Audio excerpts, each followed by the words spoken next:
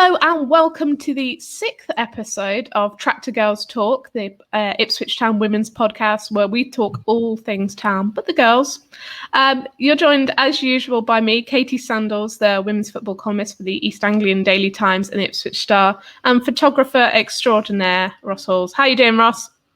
Oh, I'm very well, thank you. It's been a while since we had a little chat. We were plugging these out, putting them out week in, week out, but then we had a little break, but because we deserved the break. But it's good to be back. We did. And how are you? I'm good.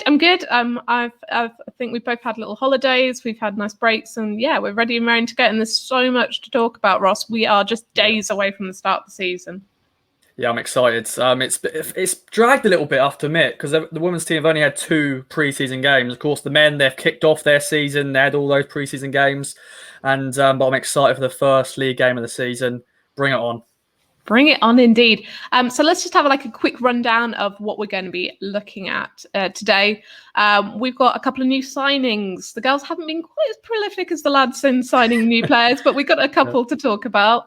A bit more news on those pro deals. Town is now stacked with professional players. We'll have a chat about who exactly is on that list these days. There's a new captain for the Tractor Girls. Obviously, with Amanda leaving at the end of last season, need a new captain. We've got a bit more on that later. You were talking there, Ross, about those pre-season games. You and I were at their final pre-season friendly at the weekend against Wolves. A few thoughts from that, and then we'll have a look forward to this weekend's opening game against Hounslow. Yes, lots to come. Yeah, let's bring it on then. Of course, we always say on the main pod the sexy stuff. We'll have to maybe think of a different name, but signings always revs everyone's engine, don't they? Everyone looks forward to new signings. And as you said, the women's team haven't been as prolific as the men, but 2 very good signings in the door. Yeah, so obviously we spoke a few weeks ago about Liv Smith, the first Tractor Girls signing of this summer break, but there were 2 more last week in the form of 2 former London Bees players, Sarah Quantrill and Bonnie Horwood. We're going to get her surname right today, aren't we, Ross? Yeah. I don't know why I keep saying Harewood. I think it's just linked to, as you said, Barney Harewood and Marlon Harewood, the striker. But I'm sure, make sure. I'll just call her Bonnie and Sarah. Just Bonnie and Sarah. I'll just call Apologies for that one. But so 2 very experienced players. We were talking for a while that Tam must have been looking for a new goalkeeper. They found it in the safe hands of Sarah Quantrill. She is a player with a ton of experience, I think, but looking at both of them, that their CVs, just something else, Ross. Yeah, and I think that's one position, or one area that Joe has been looking at, is getting experience in. And as you mentioned, the goalkeeper, Nikita Runnacles left last year, Lucy Williamson left last year as well. So we've been needing a goalkeeper, an experienced goalkeeper, and Sarah is that. Although, little fun fact about Sarah, apparently, she used to be called Julie because that's what they thought her name was. And that's what Liv Smith, of course, the other player who played for London Bees as well.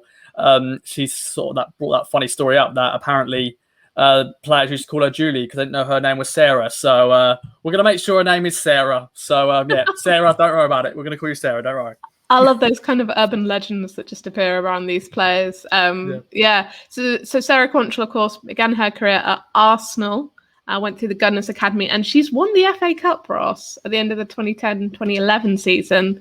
Been to Chelsea, moved to Liverpool. This is Super League quality all over, and of course played for the likes of Bees and Millwall Lionesses as well in that sort of championship second tier as well. So yeah, incredible experience. 133 appearances across Super League and Women's Championship clubs. Those are 2 top tier sides, top tiers. So just incredible that Town can sign a player of her experience and her standard. Yeah, definitely. And, I've only been able to watch her in 2 games and then also in training. And straight away, you just show that experience that she has. And, we could be getting a lot of clean sheets this year. So I'm just going to touch wood on that. I don't want to jinx it, but I think she's going to be definitely a key that, you want that spine in the team, don't you? You want the goalkeeper and then the midfield defense. And I think she's going to be fantastic. And she's proven that she's definitely been a great signing. I was going to say that what I saw of her on Sunday was very encouraging. I thought she's quite vocal. I think I've got that written down, vocal, which is obviously very different to Joey's quite quiet. But Sarah's very vocal at the back, which is a good sort of mix there. And then obviously super signing number 2, same day, it was a double signing, was Bonnie, of course. Bonnie, like Sarah, has a ton of experience, just reeling off some of the sides she's played for, like Reading, the likes of Notts County, Watford, Millwall, London Bees, obviously where she's joined from this time. She's got a ton of experience, 130 appearances across Women's Super League and Championship sides. Just another player who's bringing that quality in the midfield in this case. Just great that Town can be bringing across all this experience. And it's a very different signing to normal, because normally we're used to, younger players, maybe inexperienced players, but very talented players. But Bonnie, I won't say a name. I think that's very ungentlemanly of me if I say a player's name, age. She's 34, but experienced. I said it anyway. Very experienced, and as you said, you rattled out their names, the teams she's played for. It proves how quality she is. Once again, I've seen her in some of the games we've played in pre-season. Once again, now a vocal player. And a little fun fact number 2. So I brought the fun fact about Sarah. Fun fact about Bonnie is that she's a postwoman as a job outside of football. So there we go. Well, I'm sure she'll be delivering for Town this season. But I think it says something also about Town as well as, obviously it's great that these players are so experienced, have got such big clubs, in their history. I know Joe's obviously very in the moment. That's what he said before. He doesn't care about what's gone on in the past. But I think it says something about Town that they're able to attract these players that have played higher tier, that have played for these, big clubs, as it were. The word of what Town has been doing over the past few years, I mean, we've seen with kind of the exposure that's been going on that, it is attracting these incredible players. Town have these ambitions to go far, that they've built up this quality squad behind them, and that they've got this strong leadership in Joe. It's great to see that word is getting up to those higher leagues. We've seen those approaches for some of Town's younger players. It's great to hear that kind of Town message is getting out there, really. Yeah, definitely. And Joe has got his connections. He knows different coaches, different players, and all around. And I'm sure we'll see that in seasons to come. Players who sign for us, they probably have got connections, like London Bees. Currently, we've signed all the London Bees players. With Bonnie and Sarah, and we're going to go on to Blue being named the captain in a bit, but Sarah's got that, captain experience as well. She's at London Bees. I'm sure Bonnie's got that as well. So they're going to be great voices in that dressing room going into Tier 3. All these players have never played Tier 3 football before, but Bonnie and Sarah have played at the highest level they can play. So they'll give that voice, that extra helping hand for the players who are going to be playing Tier 3 football for the first time. So, yeah. Fantastic. So those are the new signings. But while Town haven't made that many signings, they have been signing up their best players on pro contracts.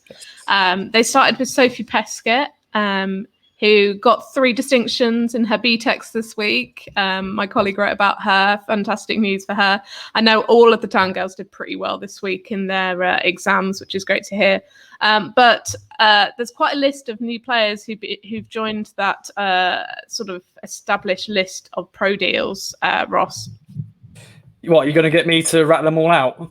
Yes, I am. That's what you're here for, Ross. Okay, well, bear with me. I'm going to do it in the most recent order because I'm very unprepared for this. So, of course, the recent one, as a recording on this Thursday, Natasha Thomas has signed the final pro deal of this season, which is fantastic.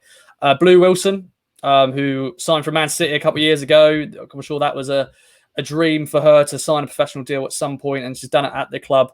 And she's now the captain. Zoe Barrett recently won her first England cap. What level was that again? Under 19. Under 19. Under 19. And then After that is Maddie Biggs. Once again, famous for that hat trick. I'm sure she's going to make more memories, more history-making moments. She won't be known as the 16-year-old kid scoring that hat trick. I'm sure she'll be making many great stuff. The next person is, of course, Abby Lafayette, who, well, I've been a big fan of her. I think she's a fantastic player in that midfield. And she's another player that definitely deserves a pro contract. Then you've got the terrible twins, they call them, Anna Gray and Eloise King.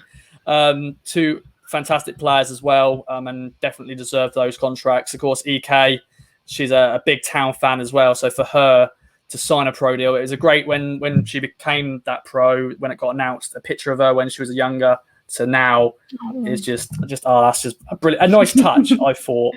And then, as you mentioned, Paige Peake and also Sue Pescott signed them. So some great there. And of course, Sarah, the new goalkeeper, she's also signed a pro deal as well. So yeah, absolutely. I think that's 10 players now. I think I've got that right. I'm not sure about your maths. I write words, I don't count them. So that's not true. But it's great that Town have got that investment, that they are able to bring so many players, from players who are very well established in the club, like Tash Thomas, to those younger players, to new signings coming in, and it's something they can offer to bring that talent across. Which it's so good to see. It's so good to see, and I think it's real belief in the process that has been going on at Town over the past few years. Definitely, and I want to quickly mention Natasha Thomas, because the other players all come through the academy. From the WSL Academy. And, Tash, she signed from Lowestoft back in 2015. She went through grassroots football, and, her dream was to become a professional footballer. I'm going to sing right now, and Katie's probably going to cringe, but start from the bottom, now we're here. That's the regular football song. She started from the bottom, and now she's here, professional footballer at Ipswich Town. And we're going to be previewing the first game of the season against Hounslow, but she's one away from that 100th goal. So hopefully we'll be able to chat about that and say she got it in the opening game, or you never know when she's going to hit it. But big congrats to all the players. I think they all deserve it, and it's a fantastic step for the club. Very ambitious move from them, and congratulations to all of them. Yeah, absolutely. It's like you say, it's so fantastic to see. For girls wanting to get in the game, I'm not sure whether it's going to be something that will necessarily, pay well as a job. To be able to see that like a local club is paying players, it's just, it's ideal. Really is. Fantastic. So let's move on then to the big news for Blue. Apart from signing that pro deal, she's now the new captain of Ipswich Town Women this season. Yeah, Skip. I think I've named so many players Skip through the years covering the women's side. I missed the Amanda Crump season before she had her first baby. So Amy Harrison was my first skipper, Amos. So I used to always call her Skip. And then when Amanda came in, it was sort of like, who do I call Skip now? Because Amanda's back. Then Amanda came skipper. And then, of course, last year, Eva Hubbard was the skipper. And now Blue Wilson is. So Blue Wilson's my new skip, the new skip for the women's side. I think well-deserved. She is a fantastic player, first and foremost, but also she's a fantastic, leader on the pitch. She's got her standards, high standards, and, the players voted for it, the staff voted for it, and she's the new skipper of Ipswich Town Women. From a pro deal to a skipper, a big season for her, and, congratulations to her. I know it sounds silly, but I do love the fact that Ipswich Town Women's captain is called Blue. Yeah. It's one of those things. Yeah. Blue is a blue. That I remember. That was what we were all saying when she signed. Yeah. But I don't know. There's some sort of cogs in the universe that have come together to allow Blue to be the captain of Ipswich Town. I just think it's poetically brilliant, but it's well deserved as well. She's been a real standout player since she's, like you say, signed from Manchester City. She's proved sort of integral to the side, and I think it's well deserved. Yeah, definitely, and of course, the whole team, they've got a group of leaders. Really, there's other players we already mentioned: Bonnie, Sarah, Paige Peake. He's now a leader. I'm sure Eva will be that other leader on the pitch. Like even Liv Smith, the new signing, I think she's very vocal as well. And there's many different players I think will be able to, if hopefully Blue doesn't get injured. I've jinxed it now. I'm sorry, Blue. But if she does, miss a game or something, I'm sure someone else will be able to step in and become that captain. But I'm buzzing for Blue, and I'm sure it's going to be a fantastic season for her. And hopefully she can get some goals as well. She's only scored 1 goal so far. It was a decent finish against Kent, but hopefully some goals for her as well. Absolutely. So congratulations to Blue. Moving on then, pre-season was pretty short, like you said. A lot of clubs have struggled with sorting out pre-season fixtures because something called COVID. What's that about? What's that about? It's been tough. It's been tough for all clubs, I think, men's, women's, everybody.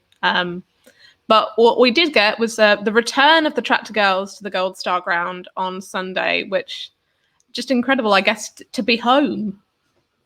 Yeah, because it's been, I can't remember, it was at least last year, maybe December or October. I don't know. It's too long to even remember the date and the game, but it was great to have fans back in the stadium. It was, I think, over 200 fans in the ground. 210 was the official attendance. So that is fantastic. We had the opening game for the men's team on the Saturday, and then Sunday, trip down to Felixstowe. Thankfully, the weather stayed dry for most of it. I was very fearing. The heavens absolutely opened as soon as I got under the sort of shelter at Felixstowe Station.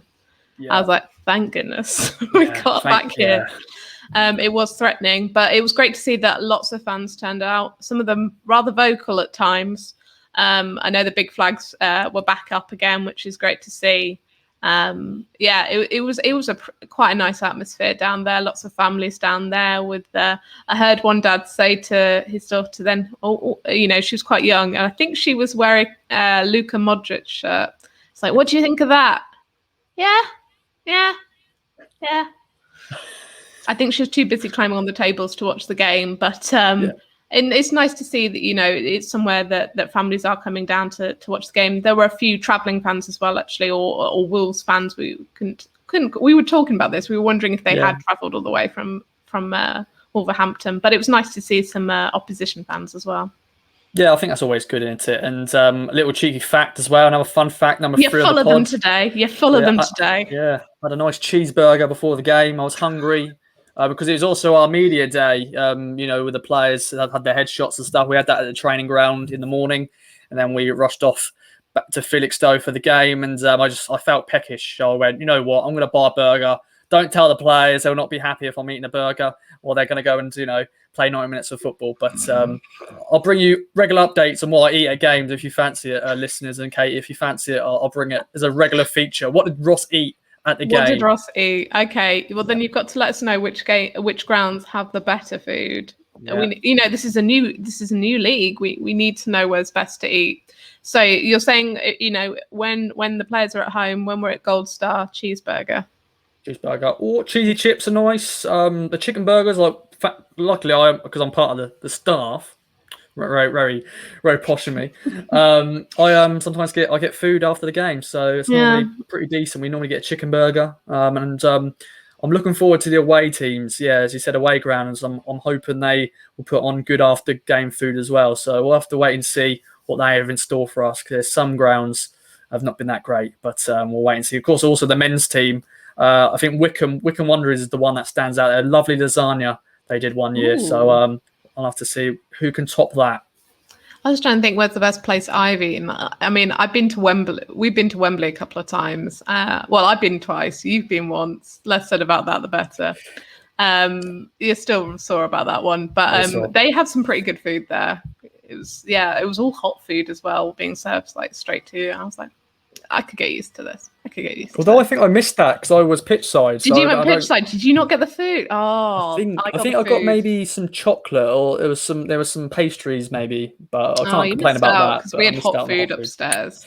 We needed it. It was freezing, but it was great. But yes, Ross's roundup of food. It'd be interesting then to find out what you're going to be eating at Hounslow, so do let us know. But just a couple of thoughts on that Wolves game. Great to see the girls out in the new Ed Sheeran shirts. I thought they looked very very smart, actually. Yeah, I think it's blue. it does what it says on the tin, but I do like it. I think it is definitely smart. And of course, for the first league game of the season, they're going to have the name and number on the shirt as well. I'm sure that's going to it's going to be "Thank You NHS" on it as well. It's going to look very smart against Hounslow. And of course, they'll also wear the away kit at some point, which is very clean and basic, the white kit, but I do like it. But no, the Wolves game, it was very competitive. They've just been promoted to their northern section of our tiers. I was going to say, to anybody who doesn't know, they've pretty much done exactly the same as Town, but they're classed in the northern division. They must be one of the most southerly teams in the northern division, because we play Oxford, who are in the southern division, and they're not a million miles away. So yeah, they play Women's Northern Premier, so they've done exactly the same as Town. So it was a good matchup on paper, and I'd say in person it was a great one for the fans. Yeah, a lot of chances. Everyone got minutes that they needed to. No niggles or anything like that. I don't think there's any knocks, so that's good to see. And it's just nice that they can get a game, because they only played Harlow previously. Unfortunately, the Cambridge game, COVID sort of ruined that one. And it's just part and parcel of pre-season. Unfortunately, definitely these current times, you've seen it in the men's game. A lot of games been called off because of COVID. But it's good that they were able to get this game sorted and over the line. They were able to finish their pre-season with a good 90 minutes heading into the first league game. So yeah, I think Joe will probably be happy with that game. And then talking about that first league game then, so it's uncharted territory for the Tractor Girls. First game, Women's National League Southern Division. So this weekend, first game of the season is against Hounslow. So we're in the Women's National League Division South. First game, Hounslow away. Hounslow, also known as the Tridents. Ross, they did not have a very good record last season. They only played 8 games, which, pretty standard. All these curtailments and such forth, but they lost every single game. Yeah, I'm bringing up the table now from last year, and of course they finished bottom. Obviously, 42 goals conceded. They didn't score a single goal. So I'm sure their current form. I don't know what the current form in pre-season is, but I'm sure that's going to be not great going into this season. Struggling that way. They've been lucky that they're able to not get relegated, but because of the current situation. But I think they're going to have a tough season. You can sort of say, is that the perfect game to start the season off with? But also it can be one of those tricky ones as well. You just never know. But I'm sure the players are up for it, and it could be lots of goals in this one. Absolutely. I mean, obviously they're an unknown quantity to Town. It's not a team they're familiar with. In terms of what you were saying there about whether it's a good matchup or not, it could lead, possibly leave fans and players to a certain extent into a false sense of security if they get a big win against Hounslow. I think you need to sort of temper that with caution, because their season record from last season is not very good. So, we don't want to get on a high horse and thinking Town are going to run away with the league and it not happen, because we've lived through that in the men's game before, and we don't want to do that again. No. Of course, it's a whole different level to what we expect with the men's team. Them to get relegated to League One, for the first time since the 50s, and a lot of people were saying, HMS pissed the league, 100 points, 100 goals, and I'll blame Mark Key for that one. Yeah, squarely at his door. Yeah, 2 seasons in a row we just failed. Of course, this year is once again big ambitions with all the signings been made, but with the women's side, of course the club's got ambitions of winning promotion, but I'm sure they're going to be cautious as well. I don't think we're going to run away with the league. There's some other strong sides in this division. Portsmouth, who we played, Southampton. They're going to be really tough games. I think even Gillingham. Plymouth could be up. MK Dons. It's there's some big names in this league, and we've not been able to play any of these before, so it will be very interesting. And I'm very cynical, as I have been as a supporter for the Town side. Of course, the women's side, that's been my sort of break from the rubbish of the men's, I've been able to enjoy the women's setup, and I'm sure we're going to have a good season. But I'm going to be a bit cautious early doors. Even if we do win 8-0, whatever against Hounslow, you've got to be okay, great to start the season off with a big win, but still a long way to go. Take it with a pinch of salt, I think, based on their form last season. So just sort of for context, looking at those teams then from last season and how they were looking, obviously with COVID and everything, it throws it a bit out of kilter. A team that obviously won that league and got promoted and no longer in the lead are Watford. They're looking like a good setup there. Oxford was second, having won 6 games and only lost 1. Followed by Portsmouth. At the other end of the table, like you said, Hounslow had a minus 42 goal difference. Jeez Louise. Plymouth had a 40 goal difference, 40 goals conceded. They also lost all of their games, but Hounslow had played one more at the time of curtailment. Interestingly, do they say Plymouth will be up there? I'll take that. I'll retake that. I think I may be thinking of the men's side. I was going to say Plymouth and Gillingham were both towards the end, and Town's second game of the season is against Keynsham back at the Gold Star. Keynsham didn't do particularly well either. They played 7 games, won 2, lost 5, goal difference of 2. So not quite as bad, but I think we're possibly looking for more of the Oxfords, the Portsmouths, and the MK Dons for games that might be a little bit tougher based on last season's form. But like we said, some of those teams barely got a foot in the door. Cardiff only played 4 games last season, so COVID throws things around, and I think it probably still will until for the foreseeable future. But interesting to look at that table and see how those teams were doing, and where Town might slot in among them. Yeah, and as we said, it's a lot of travelling this year, but I'm sure some of the players are looking forward to the overnights. Whenever we do overnight, because I think that's a good bonding session for the players as well, to get to know each other a bit more. It's good that they've been able to train more now. They're training full time pretty much.